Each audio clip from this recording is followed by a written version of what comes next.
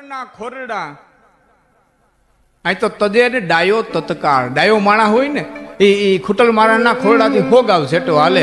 કારણ કે કોક દીક આણે કાળ એ તો નોતરા ભેરો નટવર કોક દીક જમવાનું નોતરું દે ને એના ભેરું કાળ ને આમંત્રણ દીધું. કોક દીક ખાવાનું નોતરું દે એના ભેરું કાળ ને આમંત્રણ દીધું હોય. આ તો ખૂટલ નરના ખોરડા અને તદે શાણો તત્કાળ ડાયો માણા બુદ્ધિશાળી માણા એનાથી ભોગાવ છેટો હાલે એ ઘર તજી દીએ. એવા એક ખૂટલ આદમી અને દેશ પ્રેમી નારીની મારે આજે વાત કરવી છે. કારણ કે નારીને નિંદો નહીં, નારી રતનની ખાણ, નારીથી નર નીપી જાય તો ધૂપ પ્રહલાદ સમાન. એ ભારતની આર્ય નારીઓ એની મારે જે વાત કરવી છે. એમ કહેવાય છે નગરીની માલિકો રામદેવ કર્યા રાજા અને દેવગીરીનો એ પવિત્ર રાજા, પ્રજા વત્સલ રાજા, પ્રજા સુખી આબાદ સુખી સંપન્ન અને હોય જેનો રાજા ધર્મિષ્ઠ હોય ને એની પ્રજા સુખી હોય. ત્યાં વરસાદ સમય ના વર્ષે ધરતી અનેક ગણું ધાન્ય કરીને દે. બાકી જોગી રમે જુગટું અને રાજા કરે વેપાર તો પડતીનું પરમાણ પછી નક્કી નટવર જેઠવા. તો જોગી રમે જુગટું અને રાજા કરે વેપાર. જે દેશનો રાજા વેપાર કરે, જે દેશનો રાજા ગણતરી બાદ હોય એની પ્રજા ચૂહાઈ જાય. અને જે દેશનો ધર્મ, જે દેશનો જોગી, જે દેશનો સાધુ છે એ જુગાર રમવા બેહે તો એની પ્રજાની માલિકો એના લક્ષણો ઉતરે. પ્રજા નબળી હોય. આ તો પવિત્ર રાજા, પ્રજાવત્સલ રાજા, પ્રજા સુખી. એ વખતે દિલ્હીની અંદર અલાઉદ્દીન ખિલજીનું રાજ. આ બાજુ રામદેવ રાજા, પ્રજાને પ્રિય રાજા. એને ત્યાં એક પાલક દીકરી હતી, પોતાની પેટની જણી નહોતી પણ એક દીકરીને એને ઉછેરી અને મોટી કરેલી. એ પાલક દીકરી એનું નામ વીરમતી, દાપણનો દરિયો, બુદ્ધિશાળી દીકરી. જેમ અંજવાડી આંદો ચાંદો અને કલા વધે એમ દીકરી ધીમે ધીમે ધીમે ધીમે ધીમે ધીમે થોડોક વર્ષની ઉંમરે આવી અને ઊભી રહી. 16 વર્ષની ઉંમર, થાકેલા હંસના જેવી હાલ, ભૂખા સિંહના જેવી કળ, વાસુકી નાગના જેવો ચોટલો, દાડમની કડીઓ સરખા દાંત, ગુલાબની પાખડીઓ જેવા ઓઠ, ગાલની માલિકો ખંજર પડી ગયેલા, કાચના કટોરાની માલિકો હામામાં માછલાના બચ્ચા રમતું કરતા હોય એવી આંખું. ભોળાનાથનું તપ ભંગ કરવા માટે થઈને કામદેવે પુષ્પનું બાણ ચડાવ્યું અને કમાન વળી ગયેલા ધનુષની માથે ભમરાવની પંક્તિ બેહી જાય દેખાવ સર્જાય એવા નેણ, હેમર સરખા હાથ, ચોરામગની સિંગો જેવી આંગળીઓ, બાવનપુરની થાળી જેવી હથેળી, હાલતા પાતળની પદમણી હોય, ઇન્દ્રના ઘરની અપ્સરા હોય, સિંહલદીપની આથણી હોય, માનસરોવરની હંસલી હોય કે સફેદ આરસપાણના પહાડની માલિકોથી કંડારીને કાઢી હોય. આવી વીરમતી દીકરી રાજાને ત્યાં ધીમે ધીમે ધીમે ધીમે ધીમે ધીમે મોટી થઈ. પણ દીકરી ગમે એવી સ્વરૂપવાન હોય, દીકરી ગમે એવી ડાય હોય, ગમે એટલી દીકરી બુદ્ધિશાળી હોય પણ એ પારકી થાપણ કહેવાય. એક દિવસ એને વળાવવી પડે. અતિ વાલી, કાળજાનો કટકો અતિ વાલો રામદેવ રાજાને.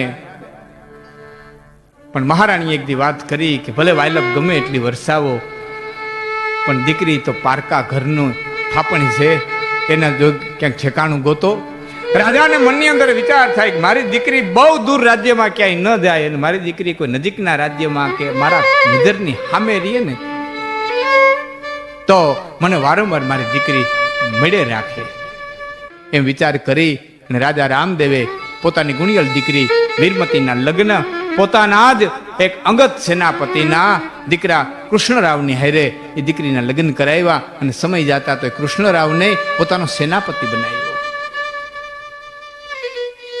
પણ કૃષ્ણરાવના મનની માલિકો એક હંમેશા માટે ભાવનારી એક રાજાનો જમાઈ છું, સોનું ધારું એટલું મળે પણ રાજા એ તો સોનાની ખાણ છે. મનની અંદર એવો એને એને એને કુવિચાર એવો આવે કે કદાચ ના રાજ્ય જો મારે હસ્તક આવી જાય તો આખી સોનાની ખાણ મને મળી જાય. આવા મનની અંદર કુવિચારોના ઘાટ ઘડે અને એમાં પોતાની જે કંઈ રીત થતી છે રાજકીય, કારણ કે સામ દામ દંડ અને ભેદ આ 4 જે રાજનીતિના પાયા છે એમાંની ભેદની રમત રમ્યો હોય છે. અને એક વખત અલાઉદ્દીન ખિલજીની ચડાઈ દિલ્હીથી નાનકડા એવા એ દેવગીરી રાજ્યની માથે. પણ ચુનંદા સૈનિકો, ચુનંદા રાજપૂતો લડાઈ ની માલિકો લડવા મંડી ગયા, લીલા માથાના દાન દેવા મંડી ગયા. અલાઉદ્દીન ખિલજીનું સૈન્ય હાર્યું છે, સૈન્ય પાછું હટ્યું છે. રાજાને પોરખ માતો નથી. મારા મુઠ્ઠી જેટલા સૈનિકોએ આવડા મોટા દિલ્હીના સૈન્યને પીછે હટ કરાવી.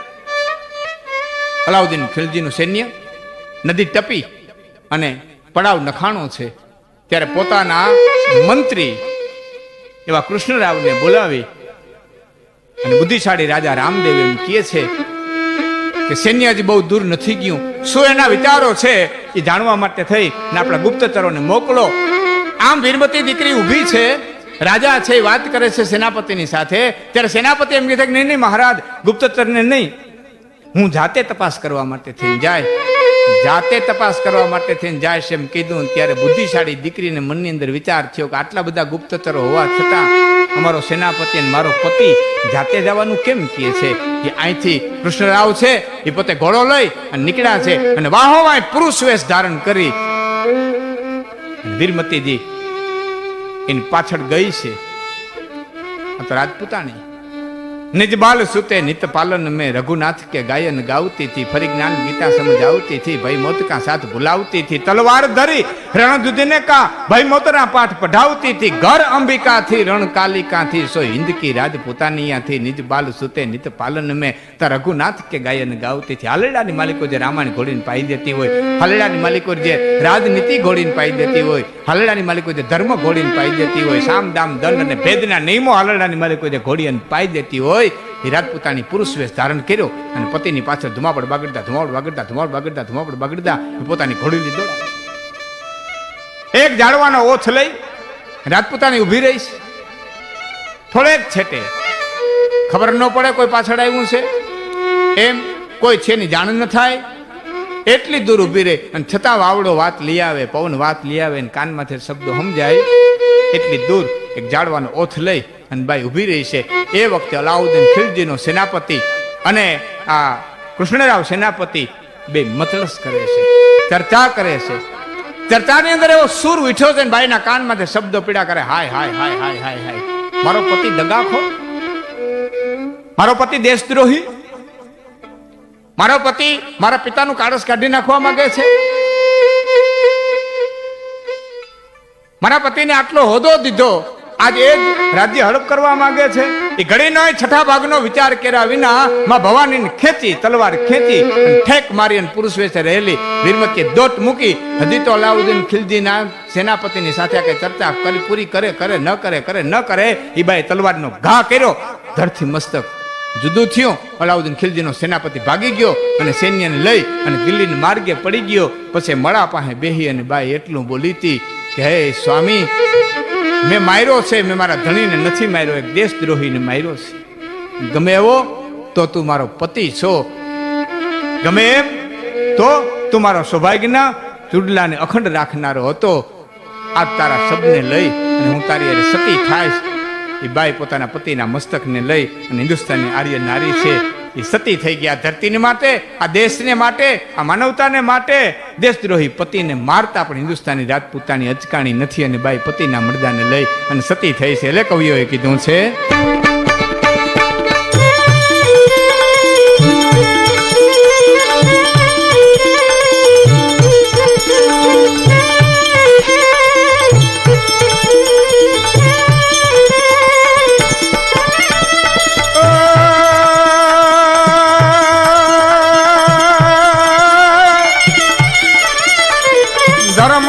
ધીંગાણે ઓલા ફૂટલ જાય ખસી, એના મોઢા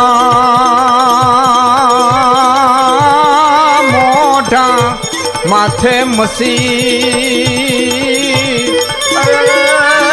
ભાટું ને લાખન ભણે પણ એવાના મોઢા માથે મસી.